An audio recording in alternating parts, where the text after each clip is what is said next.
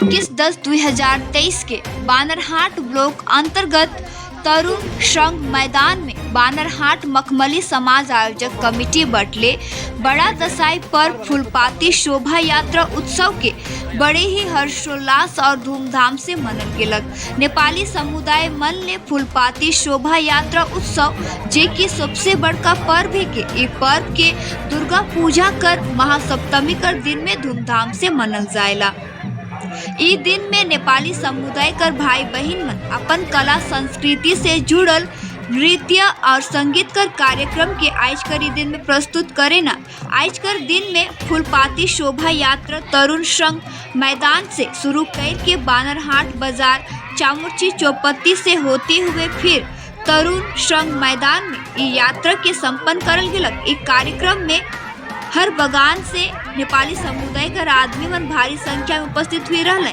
मुख्य अतिथि का रूप में नेपाल कर श्रेष्ठ नाट्य सम्राट श्री सी के विशिष्ट अतिथि धूपगुड़ी कर विधायक माननीय डॉक्टर निर्मल चंद्र राय, बानरहाट ब्लॉक कर प्रेसिडेंट सागर गुरु, जिला परिषद विमल महली कर साथ में और भी अन्य गणमान्य सदस्यगण उपस्थित हुए रहले। देखो पूरा रिपोर्ट।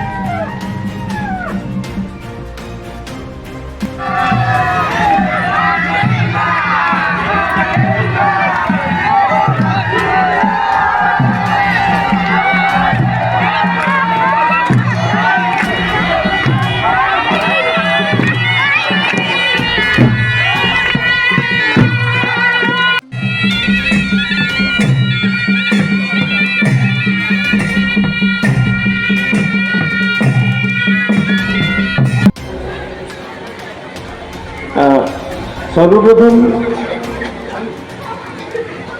मखमली समाजबाट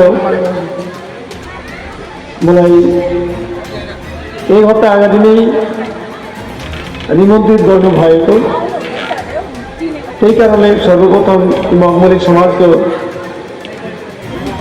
विशेष गरेर माननीय राजेश प्रधान, माननीय रतन मगर र माननीय कुमार छेत्रीज्यूलाई सबैलाई म हार्दिक श्रद्धा निवेदन गर्दछु।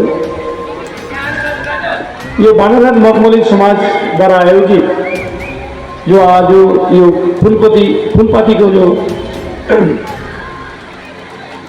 आयोजन गर्नुभयो, त्यही उपलक्ष्यमा यो मञ्चमा आज विशेष अतिथिको रूपमा हामीहरू आयौँ।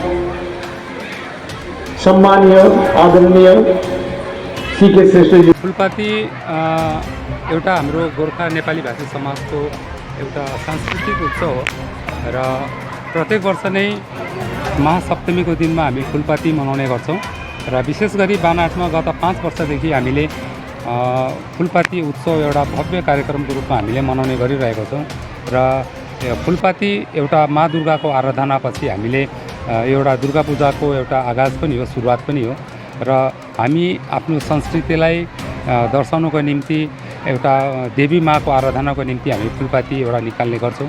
यो इतिहासले बताउँछ कि गोपाल वंशदेखि यो फुलपातीको इतिहास यहाँ आरम्भ भएको छ र जहाँ पनि विश्वभरिमा जहाँ नेपाली भाषी गोर्खाहरू बसोबास गर्छ त्यहाँ चाहिँ महासप्तमीको दिनमा फुलपाती एउटा कार्यक्रम हर्षोल्लासको साथमा हामी मनाउने गर्छौँ। र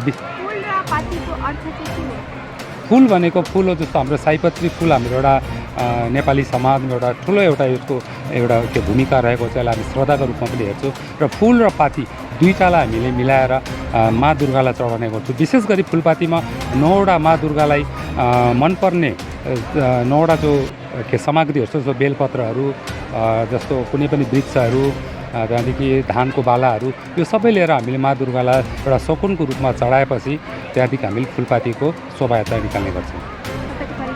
म बानरहाट मखमली समाजको महासचिव हुँ। मलाई एकदमै राम्रो फिल हुँदैछ यता आएर। जो मखमली समाज मलाई यता इन्भाइट गरेको उनीहरूप्रति मेरो हार्दिक श्रद्धा, हार्दिक स्वागत, कृतज्ञता म प्रदर्शन गर्दैछु। यो फुलपाती जो समारोहमा आएर यो मञ्चमा हाम्रो कालिम्पोङको निवासी सिके श्रेष्ठज्यूसित विख्यात नाट्यकार नेपाली नाट्यकार उसित एउटा मन्दिर सेयर गरिकन म शुभकामना म फिल गर्दैछु आफूलाई। यस्तो राम्रो फुलपाती जो अनुष्ठान बानरहाटमा मकवानली समाज गर्दैछ यो राम्रो प्रकारले होस्, सबैको दसैँ राम्रो काटोस्, यो म शुभकामना गर्दैछु। बानरहाटको जो मकवानली समाजको जो यहाँहरू छ सदस्यहरू हुनुहुन्छ सबैलाई मेरो हार्दिक कृतज्ञता ज्ञापन गर्दैछु। दर्शकबिन्दुले सबैले म यो भन्नु चाहन्छु कि यो जो सप्तमी सुरु भयो, षष्ठी अष्टमी नवमीसम्म सबैले